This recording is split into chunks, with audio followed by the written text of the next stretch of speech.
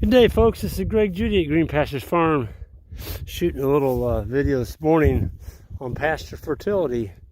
We started out years ago leasing these farms that were bankrupt soil.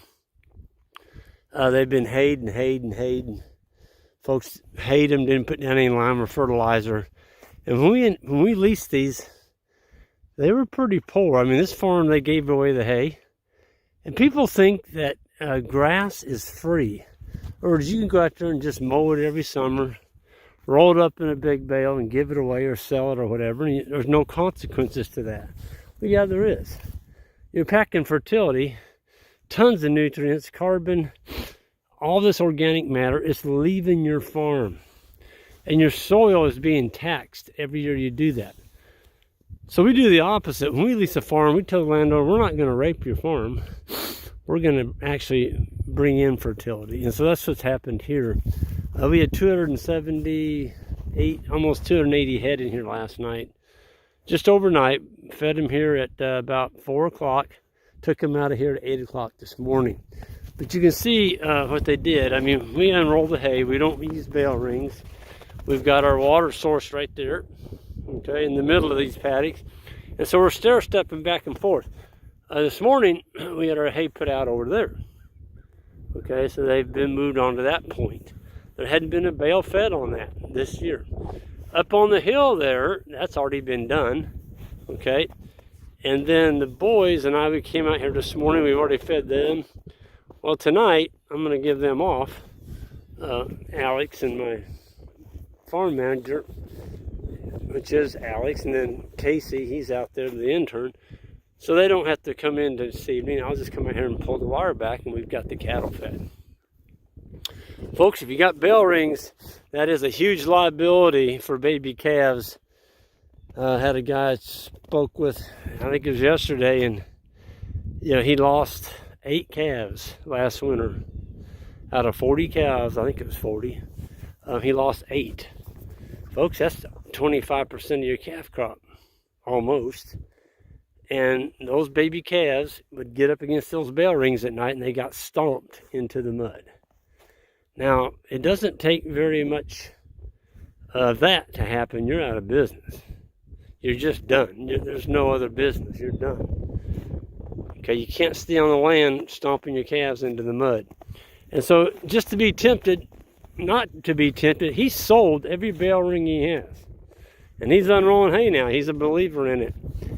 And I'm telling you what, folks, when you can take a big round bale that's got, let's say you bought it for $35, and you run it through a cow, and they do this to your land, and they're gone. See, they're not going to be back on this piece. We'll fence this off, and they're going to be on that over there tonight. So the cattle are, and this ground's froze. I mean, it's froze pretty good right now. So we don't have to worry about pugging, which is awesome. Finally got out of the mud, and that happens when you get down to 17 below zero. And my eyes are watering shooting this video, by the way. It's cold out here. But, yeah, look at that. I mean, you talk about, when you can take a $35 bale, you're going to have to feed some hay when it snows anyway. If you run out of stockpile, or if you get ready to move from a different farm to another one, you got some hay there, you don't want to leave it. Go ahead and feed it out, then move to the next farm or your next pasture or whatever. Look at this. You think I'm going to grow some grass on this? We hit April, May. Absolutely. Look at the carbon. That's hay that they stomped on the ground. But look at this. I mean, you can't put a foot down out here without stepping on a manure pad. Most of them have been spread out or laid on. But they're only on them overnight and they're gone. It's not like they're spending the whole winter laying in manure. It's not happening. Because they're gone. They're over there now. And they're over there now.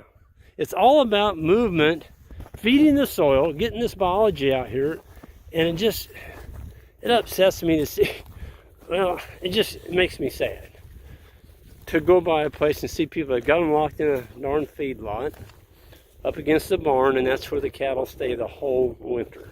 They don't ever get out on the land. And so now you've taken that herd of cows, you've cooped them up, you've got all this, You know, this is just overnight. Can you imagine if you left them here all winter long what this would look like? You wouldn't grow anything here. And that's because you put down way too much nitrogen. You've killed the soil. All you're going to grow is a good patch of weeds. Healthy weeds, by the way. Big, stout ones that'll be there for your lifetime, probably.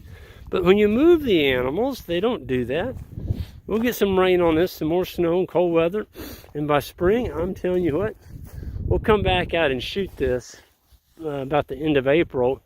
And for a landmark, well, here we go. I'll shoot it from this angle. There's that pile of stumps that the loggers left for me. They said they'd clean up. That was about 20 years ago.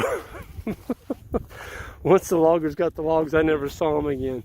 But anyway, we'll shoot it from this angle. You can see the difference by the end of April, what this will look like. It's going to amaze you.